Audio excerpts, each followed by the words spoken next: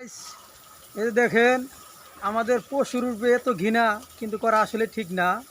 এই যে দেখেন আমার এক মায়ানমার এক বড় ভাই কিভাবে ধুচ্ছে, শ্যাম্পু দিয়ে ধুইতেছে, দিয়ে এই যে দেখেন ক্লিন ক্লিন করে। হ্যাঁ এই যে দেখেন শ্যাম্পু দিয়ে ধুইতেছে, ধোয়ার পরে আপনার এখন দেখেন এই যে দেখেন শ্যাম্পু দিয়ে ধুইতেছে, দৌড় পারে দেখে দুই ঠেঙে চিপা মধ্যে ফালাইয়া তারপরে ধুইতেছে।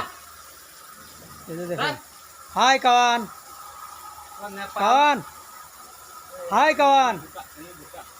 হ্যাঁ এই যে দেখেন এভাবে আপনারা যারা পশু পালেন এভাবে শ্যাম্পু দিয়ে ধুয়ে ময়লা টয়লা সব ফালাই দিবেন।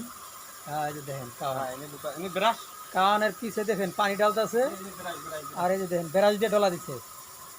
এই যে দেখেন আপনারা তো জীবনে বহুত কিছু করলেন, আসলে এটা আসলে গুরুত্বপূর্ণ জিনিস, আমরা তো ওগুলা জানি বুঝি না।